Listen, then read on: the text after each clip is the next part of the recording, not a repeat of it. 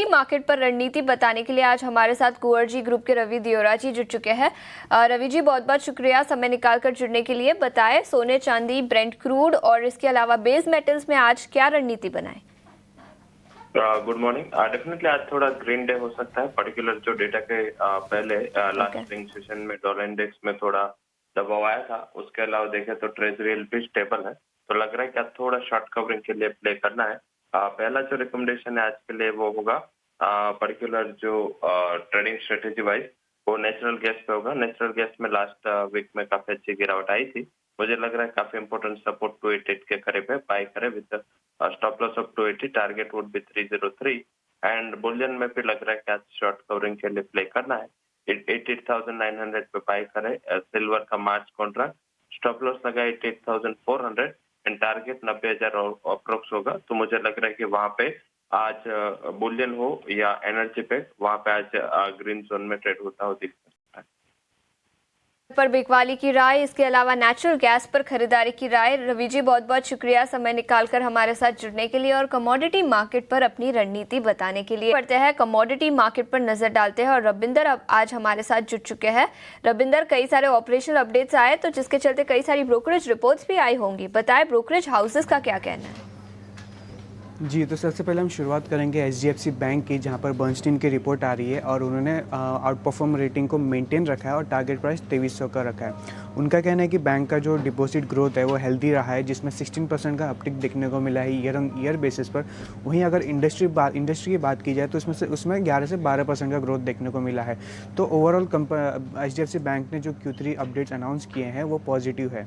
इसी के साथ साथ डाबर पर भी नोट आ रही है मैक्वारी की, जहाँ पर उन्होंने न्यूट्रल रखा है, न्यूट्रल रेटिंग को मेंटेन रखा है और टारगेट प्राइस 560 का रखा है। उनका कहना है कि डाबर का जो Q3 अपडेट था वो वीकर देन एक्सपेक्टेड था और फ्लैटिस हेल्थ केयर सेल्स और म्यूटेड परफॉर्मेंस इन बेवरेजेस के चलते कंपनी का जो Q3 का जो सेल है वो स्लोअर रहा है और जो एबिटा मार्जिन है उसमें भी जो है गिरावट देखने को मिली।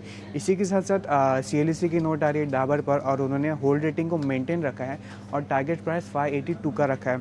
उनका कहना है कि ऑपरेटिंग प्रॉफिट मार्जिन जो था वो फ्लैटिश रहा है और रूरल ग्रोथ जो था वो रेजिलेंट था, लेकिन फास्टर था अर्बन से। मॉर्गन स्टैनली की भी नोट आ रही डाबर पर, जहाँ पर उन्होंने मेंटेन रखा है इक्वल वेट रेटिंग और टारगेट प्राइस 531 का रखा है। उनका कहना है कि जो Q3 कंसोलिडेटेड रेवेन्यू था वो ग्रो हुआ है लो सिंगल डिजिट से और विंटर में डिले के चलते कंपनी का जो हेल्थ केयर पोर्टफोलियो है उसमें इम्पैक्ट देखने को मिला। रूरल डिमांड जो है वो कंटिन्यू किया है आउट परफॉर्म अर्बन को। इसी के साथ साथ बात करें CLSC की नोट आ रही है मैरिको की, जहाँ पर उन्होंने मेंटेन रखा है अंडर परफॉर्म रेटिंग और टारगेट प्राइस 482 का रखा है। उनका कहना है कि कंपनी का जो एक्सपेक्ट था वो फुल ईयर गाइडेंस का वो अभी भी डबल डिजिट का वो कंपनी मीट कर रही है और डोमेस्टिक बिजनेस जो है उसमें सिक्वेंशियल इंप्रूवमेंट देखने को मिला है वॉल्यूम ग्रोथ में। इसी के साथ मॉर्गन स्टैनली की भी नोट आ रही है मैरिको पर, जहाँ पर उन्होंने इक्वल वेट रेटिंग को मेंटेन रखा है और टारगेट प्राइस 625 का रखा है। जहाँ पर उनका कहना है कि जो Q3 रेवेन्यू था ग्रोथ था वो मिड टीन्स पर देखने को मिला है और डिमांड ट्रेंड जो था वो स्टेडी था और रूरल कंजम्पशन में जो है इंप्रूवमेंट देखने को मिला और डोमेस्टिक वॉल्यूम ग्रोथ में भी जो है इंप्रूव देखने को मिला है सिक्वेंशियली। इसी के साथ मैक्वेरी की भी नोट आ रही है मैरी के ऊपर, जहाँ पर उन्होंने आउट परफॉर्म रेटिंग को मेंटेन रखा है और टारगेट प्राइस 570 का रखा है। जहाँ पर उनका कहना है कि जो सीक्वेंशियल इंप्रूवमेंट देखने को मिला है डोमेस्टिक वॉल्यूम ग्रोथ में और कंसोलिडेटेड सेल्स ग्रोथ जो था वो मिड टीन पर देखने को मिला है। बात करें मेटल्स एंड माइनिंग की, जहाँ पर जेफरीज की नोट आ रही है और उन्होंने जो है हिंडाल्को पर बाय रेटिंग मेंटेन रखा है और टारगेट प्राइस 800 का रखा है। जेफरीज ने जो है इंडिया मेटल्स पर कंस्ट्रक्टिव आउटलुक रखा है और हिंडाल्को जो है जेफरीज का टॉप पिक है।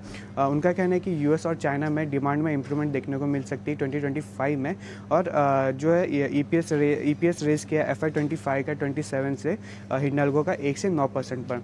इसी के साथ साथ इंडसइंड बैंक पर बात करें, जेफरीज की नोट आ रही है जहाँ पर उन्होंने बाय रेटिंग को मेंटेन रखा है और टारगेट प्राइस 1200 का रखा है।